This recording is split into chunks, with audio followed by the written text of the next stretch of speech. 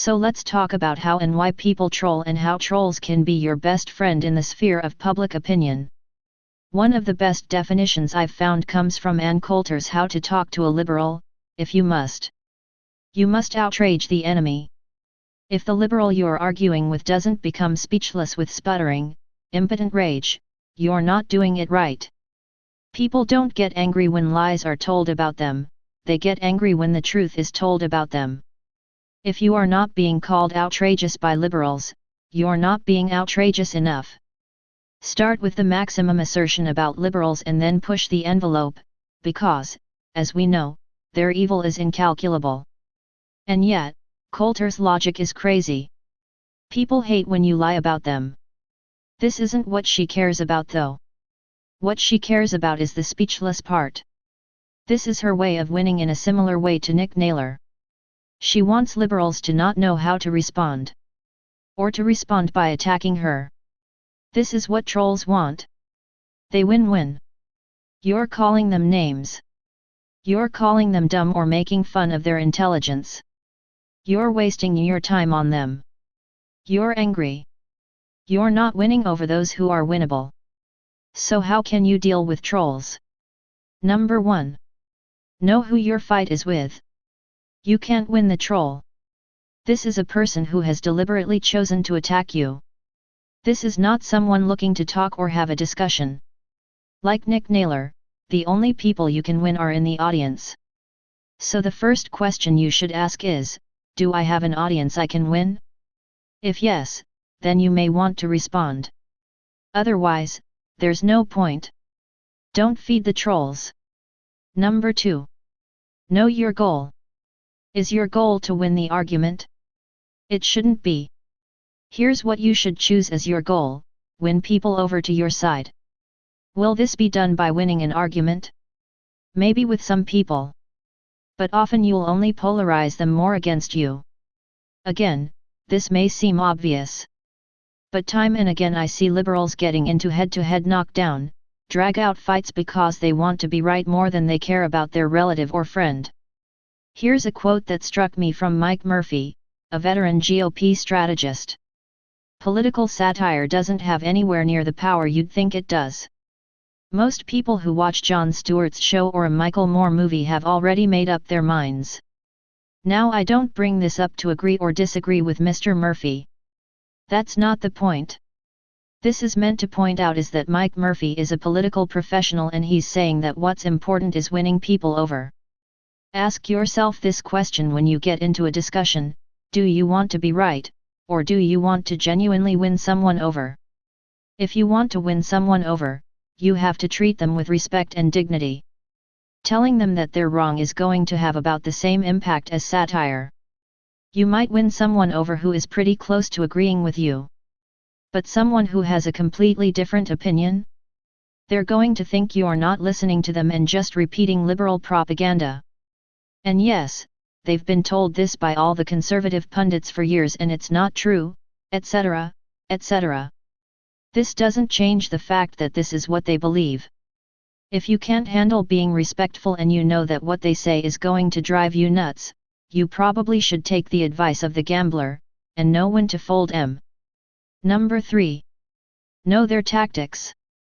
Much has been written about this and you probably know these from their frequent usage, so here are a few recommendations if you want further reading. How to Argue Like a Conservative. Articles and books by George Lakoff. Articles and books by Drew Weston. One of the reasons the conservative base loves our new leader is that he is a consummate troll. If you understand trolling and how to use it as a tactic, you understand that this is what he was doing in his press conference the other day. Everything he said was designed to derail the conversation from his horrible week and Michael Flynn's resignation. He threw out a couple lies for the media to write about. He made an outrageous statement comparing his administration to a finely tuned machine. He blamed the media, and he asked a black reporter if she was friends with the National Black Caucus, because she's black. All of this was chum thrown to the media to give them 20 other things to write about to disrupt the more threatening questions about Russia. What did Trump know and when did he know it? In other words, our president is a well-versed troll. I've even known conservatives who go so far as to deliberately spell things wrong so that some liberal would correct them and they could look like a victim of mean academic liberals. And sadly, this tactic works more often than I'd like to admit. It seems to be easier for us to see the base as stupid, rather than as using a tactic designed to make us look immoral and elitist in that academic sense. Another good source is to read some conservative literature, listen to some conservative pundits, or find yourself a good person online to practice having discussions with. Note, just don't pay for any of this material. I've checked out Glenn Beck, Ann Coulter, and Rush Limbaugh all from the local library. You only have to suffer 1 or 2 disapproving looks from the librarian. Number 4. Hold your ground and know your beliefs. Okay, we've set the stage. Now here is one of the strongest strategies to use. It's simple in theory, but hard to do in practice.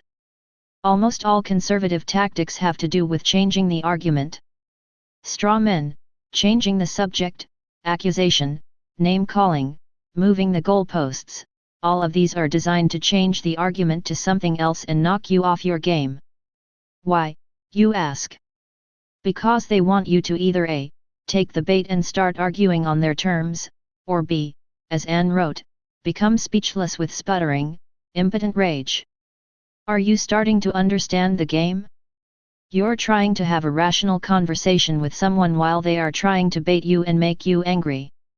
These tactics likely sound familiar.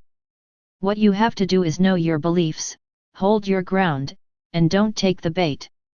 Keep coming back to what you believe. Number 5. Let them look bad. If someone wants to look like an asshole, let them. This is more powerful than calling them a name. The other day I was posting about how the economy works and demonstrating how demand creates jobs, not tax cuts.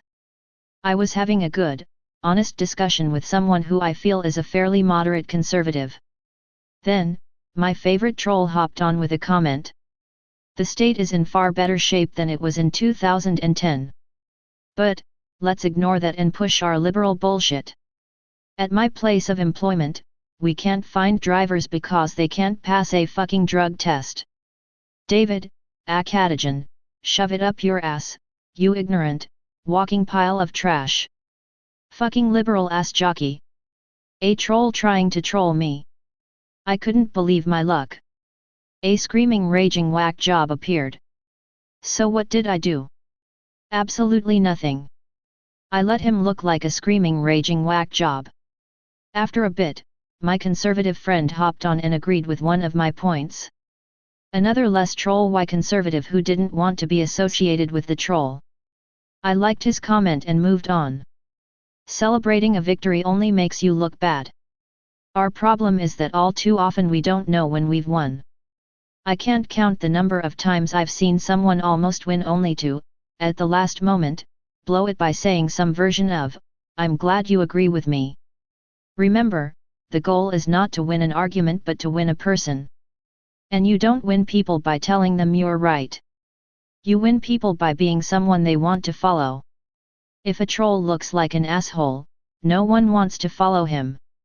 The trick is you have to let him look like an asshole without being one yourself. This latter step is not always easy. Number 6. How to tell when you've won. If your relative is a no-win conservative, you will never win. So how do you know when to quit? I work to win the independents.